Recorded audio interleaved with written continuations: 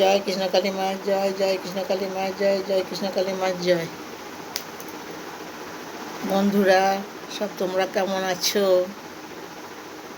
আমি ভালোই আছি। আমি দেখি আমার বন্ধুরা সব কেমন আছে।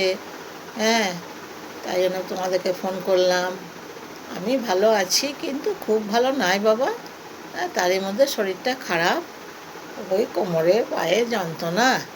তা দেখি আমার বন্ধুরা কি করছে, একবার তোমাদের সঙ্গে একবার কথা না বলে তো মনটা খুব খারাপ লাগে বাবা। আর আমার কথা গল্প করার তো আর কেউ নাই, আমরা বুড়ো আর বুড়ি। এবার তোমার দাদু নিজের নিজের কাজে থাকে, এবার আমার সঙ্গে নিজের খবরের কাগজ পেপার নিয়ে থাকে। এবার আমি আর কার সঙ্গে গল্প করবো? আর কোথাও বাইরে টাইরে যেতেও পারি না। হ্যাঁ, হাঁটাচলা সেরকম বেশি করতেও পারি না বাবা। তা কী করব? এবার সুতরাং তোমাদের সঙ্গে একটু গল্প করি।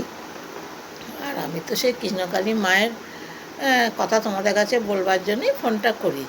হ্যাঁ, কৃষ্ণকালী মা খুব জগৎ বিখ্যাত আর খুব জাগ্রত ঠাকুর। হ্যাঁ, যারা এসেছে তারাই জানে। এবার ওই মায়ের কাছে গেলে কেউ যদি তার মনের আশা কিছু বলে না বাবা, ঠিক পূরণ হয়ে যায়। বুঝতে পেরেছো তো? হ্যাঁ, আমিও মায়ের কাছে যা আশা করেছিলাম আমার অনেকটাই পূরণ হয়েছে। আশা করি কৃষ্ণকালী মা আমার সবটাই পূরণ করে দেবে। হ্যাঁ, আস্তে আস্তে হবে, নাকি বলো? সঙ্গে সঙ্গে তো আর হয় না। মানুষের রোগবালাই হলে কি আর সঙ্গে সঙ্গে হয় বাবা?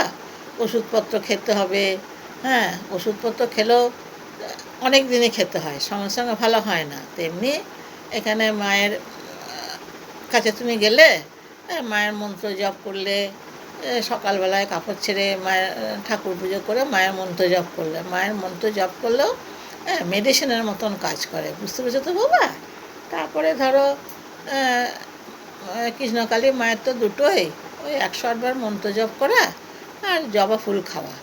এবার সবাই তো ধরো জবা ফুল খেতে পারে না। হ্যাঁ, এবার কাঁচা ফুলটা কী করে খাবে? ওই জন্য ভিজিয়ে রেখে ওই জলটা খায়। হ্যাঁ, আবার যারা হয়তো অনেকে করে কী করে বলো তো, ফুলটাকে শুকিয়ে নেয়, শুকিয়ে গুঁড়ো করে একটা শিশিতে রেখে দেয়, দিয়ে ও একটু করে নিয়ে জল খায়, সেটাও হবে। এবার সব রকমই ব্যবস্থা আছে। হ্যাঁ, যে যেভাবে খেতে পারে। হ্যাঁ, আমার কাছেও জবা ফুল হয়, তো আমার লাল জবা, যে কোনো জবা হলেই তো খাওয়া যায়।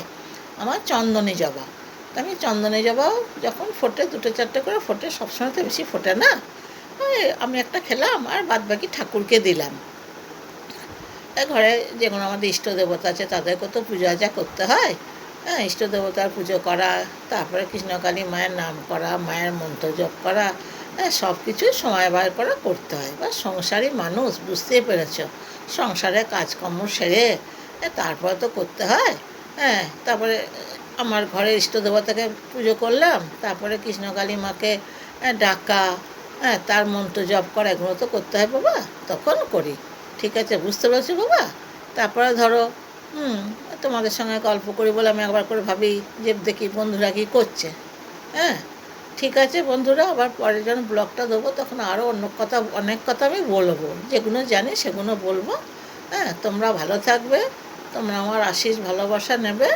হ্যাঁ, আর আমার একটু এটা চ্যানেলটা সাবস্ক্রাইব করে দিও, লাইক করে দিও। হ্যাঁ, ঠিক আছে বাবা। জয় কৃষ্ণকালী মায়ের জয়, জয় কৃষ্ণকালী মায়ের জয়, জয় কৃষ্ণকালী মায়ের জয়। আসছি বাবা, টাটা।